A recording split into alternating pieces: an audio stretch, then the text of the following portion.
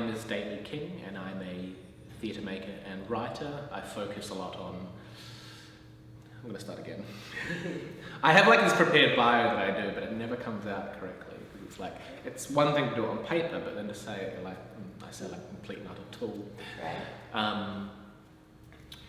My name is Daley King. I'm a theatre maker and writer, and I make work that kind of focuses on the fringes of society and the furthest corners of humanity. So a lot of my work is very much influenced by my experiences with kind of gender unconformity and mental and neurodevelopmental disorder. Yeah. Awesome. Can you think of a work of art in any form that stands out for you within the conversation about mental health and illness? I think it's been really hard for me to find art or live art or even artworks that have really tackled mental illness in a blunt, honest way that appeals to me. So that's kind of where I found myself filling that gap and filling the void. Is I haven't seen anything that's really speaking to the issue, so that seems to be my job now. I think music has been very inspiring for me. I find that musicians can really find a way with poetry and their words to explore things that aren't quite tangible or easily explained. Like one of my favourite bands is LCD Sound System, led by James Murphy. And I found that they've done this really nice juxtaposition of bright electric pop music that has really quite honest, dark, lyrical content that gets right to the heart of the issue. And I'm like, how do we do that in a kind of theatrical live performance way? How do we communicate that honestly in a way that's accessible to audiences across the world or locally or nationally? How do we communicate in the same way that musicians can communicate a feeling?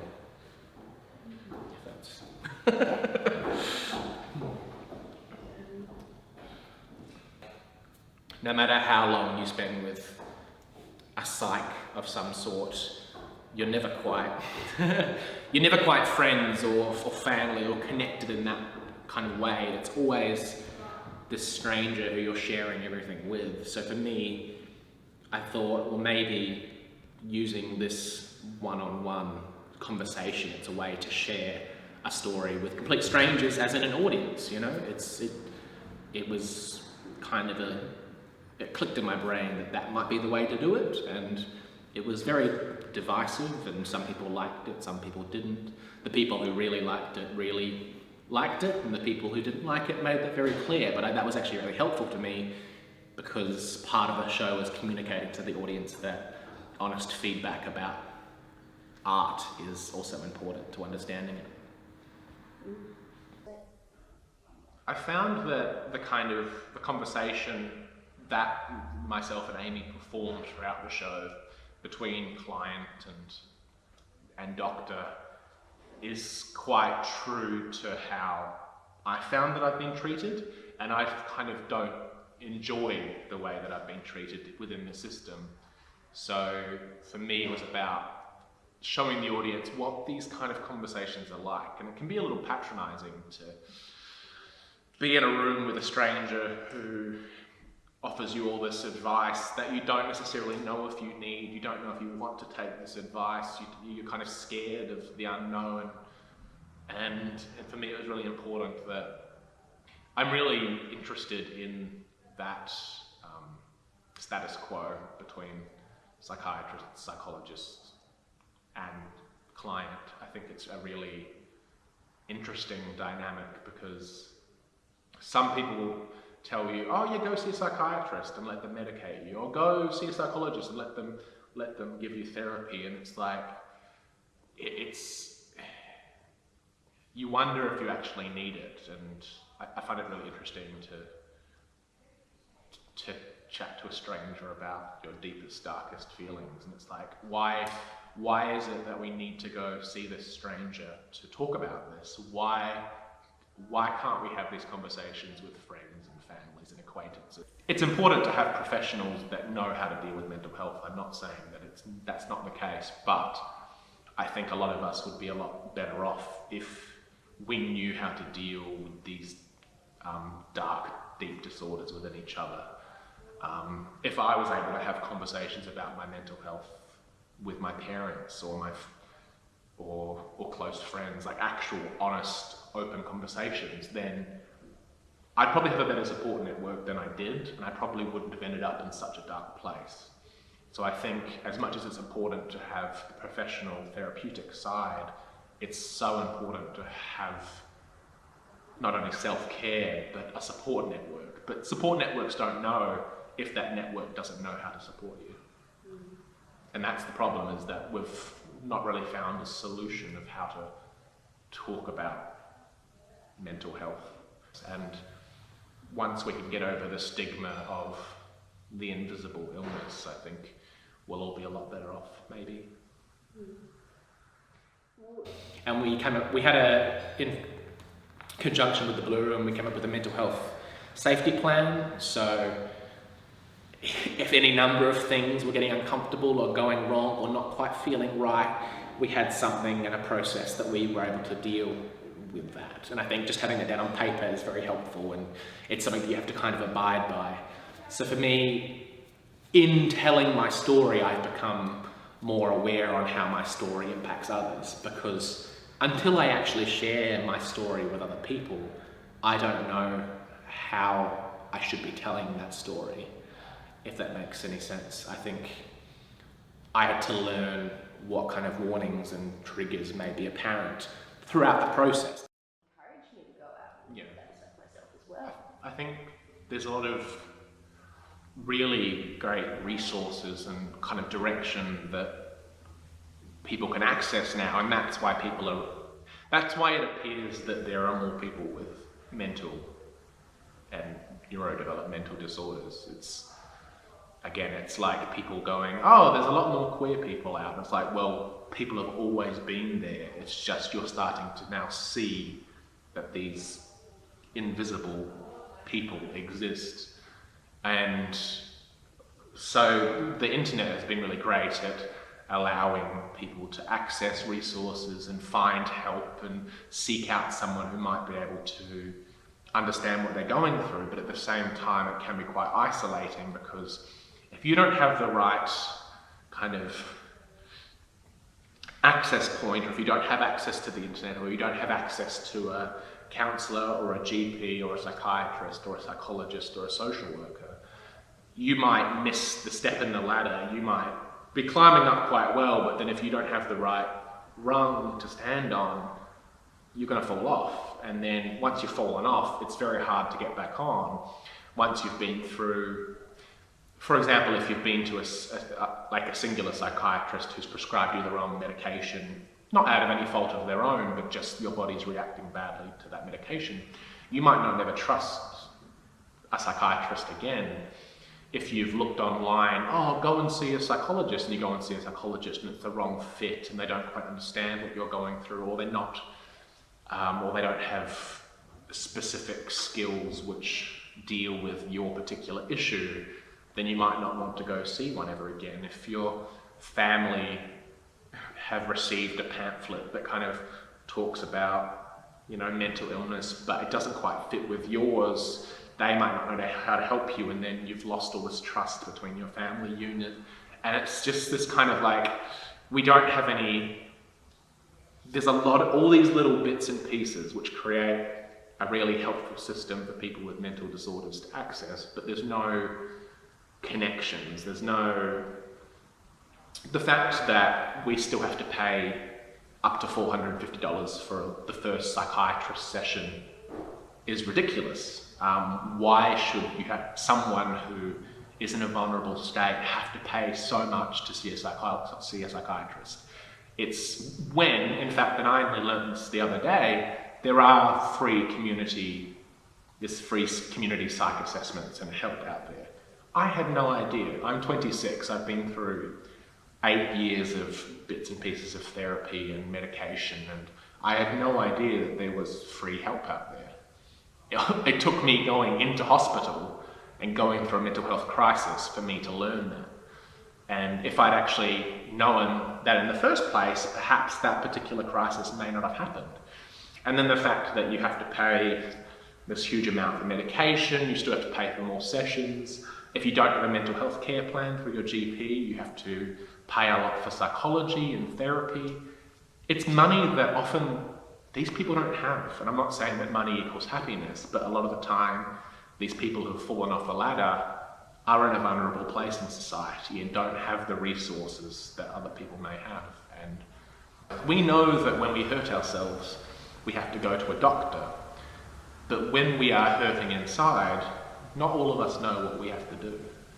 And not all of us know how we help someone who's going through that. So I think it's very correct that literacy is one of the important goals of mental health, kind of breaking the stigma of mental health. But then it's how do we get that literacy out? Is it when we don't have a government, for example, that seems particularly interested in supporting those with mental health issues? I think it's a trickle-down thing, and if it's not happening at the top, it's not going to happen at the bottom. Until the audience doesn't have that stigma against mental health, they're not going to know whether you should have responsibility as an artist to your art. Like, I think that an artist should always take responsibility for their art, but I don't know if they should be held responsible for their art. If I make a piece about mental health, should I be a representative of the community? I don't know. Can I say, living with mental health is terrible and I hate it and I wish I didn't have it, the end? Yes, I could, but is that going to help the audience find help? No, because the audience doesn't know how to find help, because there's so much stigma against mental health. Once we get to a point where society recognises it as a valid disorder and has huge amounts of programs. Once the community is at a point that it recognises mental illness as a valid disorder and has things in place for the community to access, that's when we can start to kind of go, how shit is it to live with mental illness, And everyone in the audience goes, yeah, me too, I get that. It's hard, but at the moment everyone's kind of hiding from the truth. Everyone's like, so when you get asked, how are you? A lot of people, the answer is, not great. I'm not feeling great today. But guess what? We never feel like we can say that. We always have to go, oh yeah, everything's great, because no one knows how to deal with what would happen if the answer was the other way around. Like, we have no idea how to deal with someone who says, I'm not feeling great today. We kind of just go, oh, sorry. Oh. Instead of going, oh look, I feel that too, but in this specific way. I think at the moment it's very important that people come forward and tell their stories and don't let other people tell the stories for them. I think it's also just as important that people step back and allow the communities and humans who are going through certain things to take ownership of their stories, because for so long we've made art about other people. It's time for people to, make art about themselves and their stories, because often these people have been living on the fringes for tens, if not hundreds, if not thousands of years, and haven't had the chance to step forward and say their story, I think. But hopefully in sharing my own story with the world and being honest about my own story, hopefully people can open up. And I know people have taken that from my shows, because I performed my previous show, I'm Not Alright, to two people, a mother and her son. And it's my favourite story because this mother and this son, it was like a 100-seat theatre and there was two people in the front row. I had a puppet that looked like me, and there was a point in the show where we sang jazz together. It was a weird show about bipolar disorder, and manic depressive states, and I was performing it to these two people, and I was like, what am I doing? This is pointless. There is no point to what I am doing right now because I'm only sharing my story with two people. But guess what? After the show, it was just us, so we all started to chat, and the mother had brought the son along to the show because she didn't know how to deal with his depression. She didn't know. She was at her wit's end. She was like, I don't know how to help him. I saw your show and apparently it was about depression, so I was like, oh, let's just go along and see. And she was like, you've only given me a glimpse into what it's like to deal with, depression. But that little glimpse has made my night, my week, my month, my year, because her son couldn't communicate to her what it was like to feel down and dark and with the black dog, but I could on his behalf. And I think there was a moment where I managed to represent the community, represent the system in a helpful, honest, open way that actually helped someone. And ever since doing that show, I've had no second thoughts about telling these stories, because for all the people that find my rants distasteful or non-theatrical or pointless, there is a mother and a son who will take that story and feel like someone understands what they're going through. One of my favourite quotes is by Theodore Adorno, a philosopher, and it's something that I kind of live by, is the aim of art today is to turn chaos into order. And I think it's a really beautiful way to look at art and to go, we're turning something intangible into something that is tangible. And I think if every artwork can live up to that standard, no matter what it's about, then I think you've been successful. If you've managed to turn something completely and utterly confusing and terrifying into something that at least one person can understand, then you've made a successful piece of art.